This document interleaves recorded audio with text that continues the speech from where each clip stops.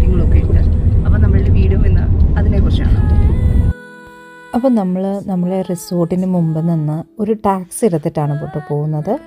അപ്പോൾ ആദ്യം തന്നെ അവരുടെ അടുത്ത് നമുക്ക് പോകേണ്ട സ്ഥലങ്ങളൊക്കെ പറഞ്ഞിട്ടുണ്ടായിരുന്നു. നമുക്ക് പോകേണ്ടത് ഒന്ന് മരിയമന, അതായത് മാതാവിൻ്റെ ജീവിച്ചിരുന്നുവെന്ന് വിശ്വസിക്കപ്പെടുന്ന വീട്, പിന്നെ എഫേസൂസ്, അതുപോലെ തന്നെ ഇവിടെ ഒരു സെൻറ്റ് ജോൺസ് കത്തീഡ്രലുണ്ട്, പിന്നെ എന്താണ് പറയുക ആർട്ടിമീസ് ടെമ്പിൾ. ഇങ്ങനെ 4 ലൊക്കേഷനാണ് നമ്മൾ അയാളോട് പറഞ്ഞ്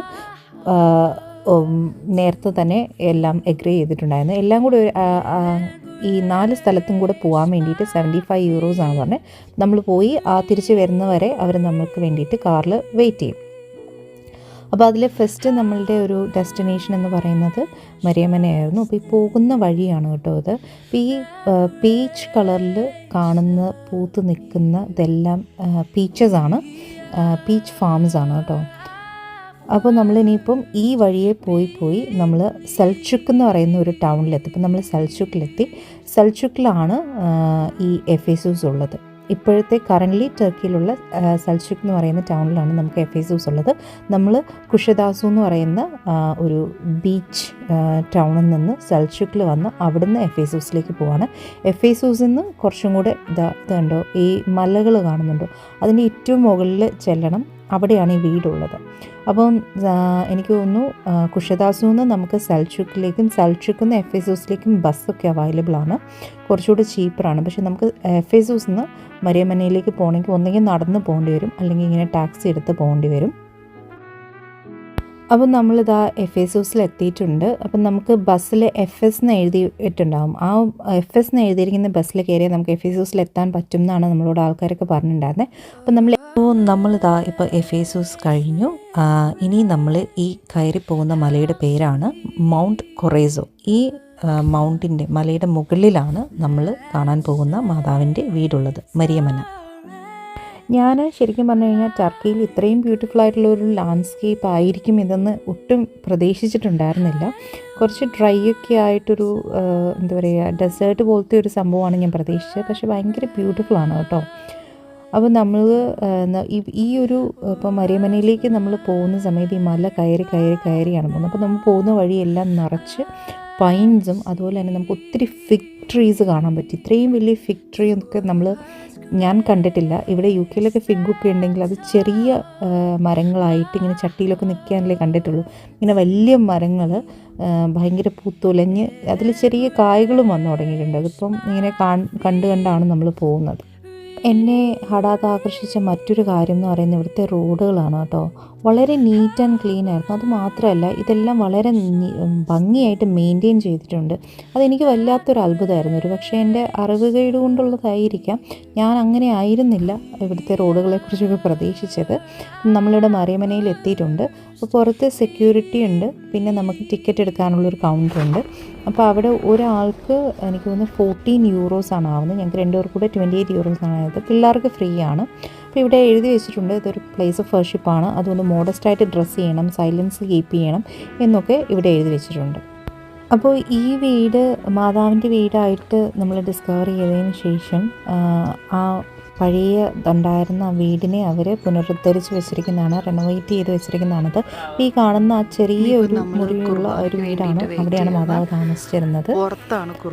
ഇപ്പം ഫ്രാൻസിസ്കൻ അച്ഛന്മാരാണ് ഇവിടെ സെർവ് ചെയ്യുന്നത്. ഇവിടെ പിലിഗ്രിമേജ് പോലെ വരുന്ന ആളുകൾക്ക് ഇവിടെ എല്ലാ ദിവസവും കുർബാനയുണ്ട്. വൈകിട്ട് 5:30 കുർബാന. ഇതൊരു സൺഡേ ആണ്, സൺഡേ 10:30 കുർബാന.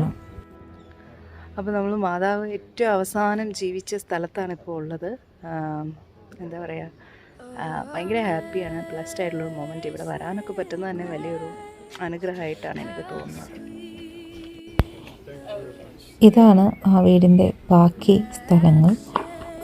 എനിക്ക് പേഴ്സണലി ഭയങ്കര ഹാപ്പി ആയിട്ടുള്ളൊരു മൊമെൻ്റാണ്. ഞാൻ എൻ്റെ ജീവിതത്തിൽ ഏറ്റവും കൂടുതൽ സംസാരിച്ചിട്ടുള്ള ഒരാളെന്ന് പറയുന്നത്, അല്ലെങ്കിൽ സംസാരിച്ചിട്ടുള്ള അത് മാതാവിനോടാണ്. അപ്പോൾ അതുകൊണ്ട് തന്നെ ഇവിടെ വരാൻ പറ്റുന്നത് ഒരു ഭയങ്കര അനുഗ്രഹമായിട്ടാണ് എനിക്ക് തോന്നിയത്. എനിക്കതിനുള്ള അനുഗ്രഹം ഉണ്ടായി. എല്ലാവർക്കും ഇങ്ങനെ വരാൻ ആഗ്രഹമുള്ളവർക്കൊക്കെ അങ്ങനെ ഒരു അനുഗ്രഹം ഉണ്ടാവട്ടെ എന്ന് തന്നെയാണ് ഞാൻ ആഗ്രഹിക്കുന്നത്. നമ്മൾ രാവിലെ ഇവിടെ ഒരു 9 മണിയൊക്കെ ആയപ്പോൾ എത്തിയതാണ്. 10:30 കുർബാന. അപ്പോൾ നമ്മൾ ആ കുർബാന തുടങ്ങുന്നിടം വരെ ഇവിടെ ഇങ്ങനെ ചുറ്റിപ്പറ്റിയിരുന്നു. അപ്പോൾ നമ്മളിവിടെ ഉണ്ടായിരുന്ന ഫ്രാൻസിസ്കൻ അച്ഛന്മാരാണ് ഇവിടെ സെർവ് ചെയ്യുന്നതെന്ന് ഞാൻ പറഞ്ഞിട്ടുണ്ടായിരുന്നു. അപ്പോൾ അവിടെ ഉണ്ടായിരുന്ന അച്ഛന്മാരെയൊക്കെ പരിചയപ്പെട്ടു. ഇവിടെ 3 അച്ഛന്മാരാണുള്ളത്. അതിൽ ഒരാൾ പാകിസ്ഥാനെന്നും ഒരാൾ ഇന്ത്യനാണ്. പുള്ളിയുടെ സ്ഥലം എന്ന് പറയുന്നത് മാംഗ്ലൂരാണ്. പിന്നെ വേറൊരു യൂറോപ്യൻ അച്ഛൻ. അങ്ങനെ 3 പേരാണ് ഉണ്ടായിരുന്നത്. അപ്പം നമ്മൾ കുർബാനയൊക്കെ കൂടി. ഇന്ന് ഈസ്റ്റർ സൺഡേയും കൂടിയാണ്. അപ്പോൾ വളരെ സ്പെഷ്യലാണ്. അപ്പോൾ അച്ഛനിങ്ങനെ പറയുമായിരുന്നു, ഇപ്പം ഈസ്റ്റർ സൺഡേ ആയതുകൊണ്ടാണെന്ന് തോന്നുന്നു നമ്മളായിട്ട് കുറേ ഫ്ലവേഴ്സൊക്കെ വെച്ച് ഡെക്കറേറ്റ് ചെയ്തിട്ടുണ്ട്. അതുമാത്രമല്ല പ്രകൃതി ഒരുപാട് വെള്ളപ്പൂക്കൾ ഇങ്ങനെ ചുറ്റി നിറച്ചത് ഭയങ്കരമായിട്ട് ഡെക്കറേറ്റ് ചെയ്ത് വെച്ചിട്ടുണ്ടെന്ന് പറയുമായിരുന്നു.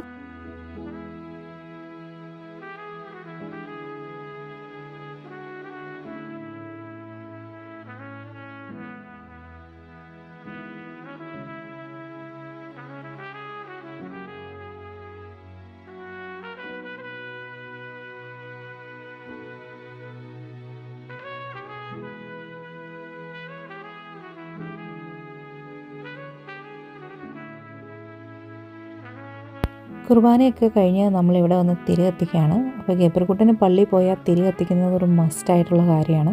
അതുകൊണ്ട് അവൻ കുറേ തിരി പോയി വാങ്ങിച്ചുകൊണ്ട് വന്ന് എല്ലാം നിന്ന് കത്തിക്കുന്നുണ്ടായിരുന്നു.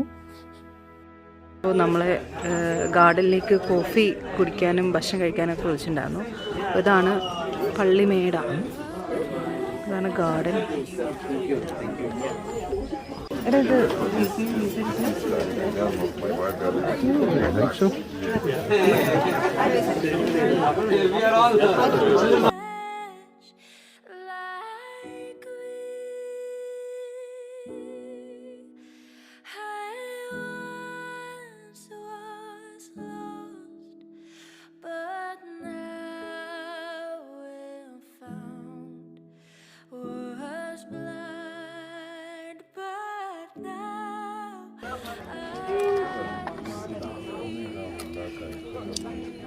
നമ്മൾ മാതാവിൻ്റെ വീട്ടിൻ്റെ സൈഡിലുള്ള ഗാർഡനിലിരുന്ന് ഫുഡ് കഴിക്കുകയാണ്. കുർബാനയൊക്കെ കണ്ടു കഴിഞ്ഞപ്പോഴത്തേക്ക് അച്ഛൻ നമ്മളോട് പറഞ്ഞു ഇവിടെ എല്ലാവർക്കും ഫുഡ് എടുത്ത് വെച്ചിട്ടുണ്ട്, വന്ന് കഴിച്ചിട്ട് പോകാനായിട്ട്. നമ്മൾ വന്നു. നമുക്കിത് ഒരു ആപ്പിൾ പൈ പോലത്തെ എന്താ പറയുക ബേക്ക്ഡ് സംഭവമാണ്, സ്വീറ്റാണ്. പിന്നെ ക്രിസ്പ് ഉണ്ട്, പിന്നെ എന്തോ ബേക്ക് എന്താ പറയുക സോസേജ് സലാമി പോലത്തെ ഒരു സംഭവം കൂടി ഉണ്ടായിരുന്നു. പിന്നെ ഡ്രിങ്കുണ്ട്, സോഡയുണ്ട്, പെപ്സി ഉണ്ട്, കോക്കുണ്ട്, 7up ഉണ്ട്, ജ്യൂസ് ഉണ്ട്. വലിയ ട്രീറ്റ് തന്നെയാണ് ഇവിടെ. ഞാൻ സോഡയാണ് എടുത്തത്. Sparkling water. അപ്പോൾ നമുക്ക് ട്രീറ്റൊക്കെ ഉണ്ടായിരുന്നു. അതൊക്കെ കഴിഞ്ഞ് നമ്മൾ ഫുഡെല്ലാം കഴിച്ച് കഴിഞ്ഞ് അനുഗ്രഹമൊക്കെ വാങ്ങിച്ചു, യാത്രയൊക്കെ പറഞ്ഞു നമ്മൾ പുറത്തേക്ക് പോവുകയാണ്. അപ്പോൾ ഈ സൈഡിൽ നട ഇറങ്ങി വരുമ്പോൾ ഇവിടെ ഒരു വിഷിംഗ് വോളുണ്ട്. നമുക്ക് പ്രാർത്ഥനകളൊക്കെ എഴുതിയിടാനായിട്ടുള്ള ഒരു വോളുണ്ട്. അപ്പം ഞാനിത് കണ്ടിട്ടുണ്ടായിരുന്നു ഇവിടെ വിഷിംഗ് വോളുണ്ടെന്ന്. പക്ഷെ അത് എവിടെയാണെന്ന് കയറിപ്പോയപ്പോൾ കണ്ടില്ല. അപ്പോൾ തിരിച്ചിറങ്ങി വരുമ്പോഴാണ് കാണുന്നത്. അപ്പോൾ ഇവിടെ അതുപോലെ തന്നെ നമുക്ക് സ്പ്രിംഗ് വാട്ടർ ഉണ്ട്. അത് നമുക്ക് കളക്ട് ചെയ്ത് കൊണ്ടുപോവുകയോ കുടിക്കുകയോ ഒക്കെ ചെയ്യാം. അപ്പം നമ്മുടെ അടുത്ത് കുപ്പിയൊന്നും ഉണ്ടായിരുന്നില്ല. നമ്മളതുകൊണ്ട് ഇവിടെ നിന്ന് കുടിച്ചിട്ട് പോകാനുള്ള പരിപാടിയായിരുന്നു.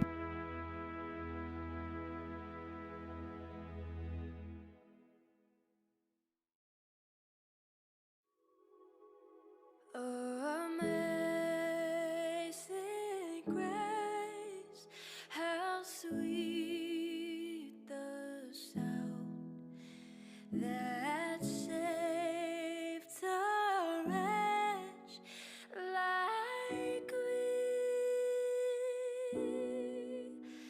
I once was lost, but now was blind, but now I see.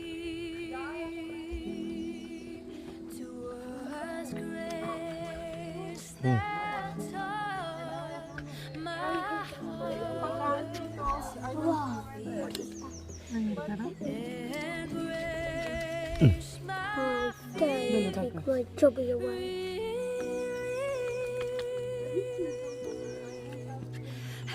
Oh, I found a prayer inside the wood. Prayer. ഇരുന്നോളൂ അത്. Sorry. First believed.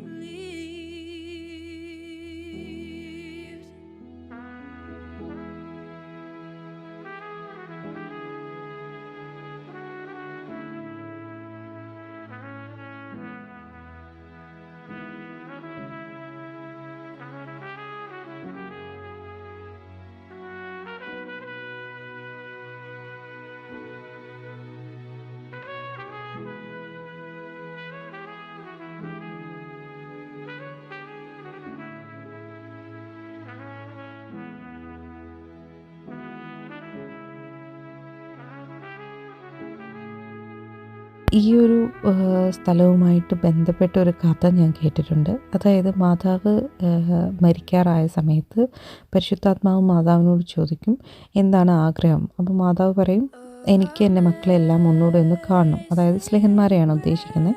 അപ്പോൾ പരിശുദ്ധാത്മാവ് സ്ലിഹന്മാരുടെ അടുത്തെല്ലാം ചെന്നിട്ട് പറയും ഇങ്ങനെ മാതാവിനെ കാണാൻ ആഗ്രഹമുണ്ട്, മരിക്കാറായി, നിങ്ങളെല്ലാം വേഗം ചെല്ലാൻ പറയും. അങ്ങനെ എല്ലാവരും മാതാവിനെ കാണാൻ വരും. അപ്പോൾ തോമസ് ലീഹ ഇന്ത്യയിലാണല്ലോ. അപ്പം തോമസ് ലീഹ അവിടുന്ന് മയിലിനെ പറപ്പിച്ചിട്ടാണ് എഫേസൂസിലേക്ക് മാതാവിൻ്റെ അടുത്തേക്ക് വരുന്നത്. പക്ഷേ ഈ ദൂരം കൊണ്ടായിരിക്കണം മയിലിനെ പറപ്പിച്ച് തോമസ് ലീഹ ഇവിടെ എത്തിയ സമയത്ത് മയിലിൻ്റെ പുറത്ത് കയറി വരുന്നു എന്നാണ് പറയുന്നത്. അപ്പോൾ ഇവിടെ എത്തിയപ്പോഴത്തേക്കും മാതാവ് മരിച്ച് ഇവരെ അടക്കി. തോമസ് ലീഹയുടെ ഒരു ക്യാരക്ടറിന് പുള്ളി അത് സമ്മതിക്കുമോ? ഇല്ല. അപ്പോൾ എനിക്കിപ്പോൾ കാണണം എന്ന് പറഞ്ഞ് വാശി പിടിച്ച് അങ്ങനെ ഇവർ കല്ലറ തുറന്നപ്പോൾ അതിൽ ഒന്നും ഉണ്ടായിരുന്നില്ല, എംറ്റി ആയിരുന്നു. അങ്ങനെ ആ സമയത്ത് മാതാവ് ആകാശത്തിൽ പ്രത്യക്ഷപ്പെട്ടിട്ട് തോമസ് ലീഹയോട് പറഞ്ഞു നീ എന്തിനാ വിഷമിക്കുന്നത്, ഞാൻ നിൻ്റെ കൂടെ തന്നെ ഇല്ലേ എന്ന് പറഞ്ഞ് അരയിലുണ്ടായിരുന്ന ഊറാറ ഊരി തോമസ് ലീഹയ്ക്ക് ഇട്ടുകൊടുത്തെന്നും തോമസ് ലീഹ അതുകൊണ്ട് ഇന്ത്യയിലേക്ക് വന്നെന്നും ഒരു വിശ്വാസമുണ്ട് കേട്ടോ. ഈ ഊറാറയുടെ ഒരു പോർഷനാണ് മണർകാട് പള്ളിയിലുള്ളതെന്നാണ് വിശ്വാസം. സീറോ മലബാർ ചർച്ച് നമുക്ക് തോമസ് ലീഹ സ്ഥാപിച്ച സഭ അത് കേരളത്തിലും പേർഷ്യയിലുമുണ്ട്. പേർഷ്യയിലെയും കേരളത്തിലെയും സഭ ഒന്നായിരുന്നുവെന്നും ഈ ഉറാറയുടെ ബാക്കി ഭാഗം പേർഷ്യയിലാണ് സൂക്ഷിച്ചിരുന്നതെന്നുമാണ് പറയപ്പെടുന്നത്.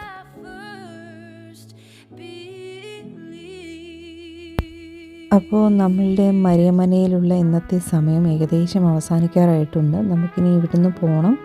അപ്പോൾ എൻ്റെ പുറകിലുള്ള ഈ സ്ഥലങ്ങളൊക്കെ നോക്കിയിട്ട് എനിക്ക് തോന്നിയൊരു കാര്യം എന്ന് പറയുന്നത് ക്രിസ്ത്യാനികൾക്കിടയിൽ തിരുശേഷിപ്പ് എന്നൊരു വിശ്വാസമുണ്ട്. അതായത് വിശുദ്ധന്മാർ ഉപയോഗിച്ചതും തൊട്ടതുമായ വസ്തുക്കളെല്ലാം നമ്മൾ തിരുശേഷിപ്പ് എന്നാണ് പറയുന്നത്. അപ്പോൾ മാതാവ് ഒരു വിശുദ്ധയാണോ?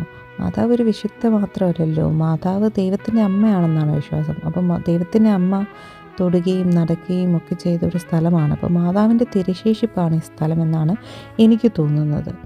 അപ്പോൾ നമ്മളുടെ ഇന്നത്തെ ഈ വീഡിയോ ഞാനിവിടെ അവസാനിപ്പിക്കുകയാണ്. ഇനിയൊരു വീഡിയോ ആയിട്ട് വീണ്ടും കാണാം. Bye bye.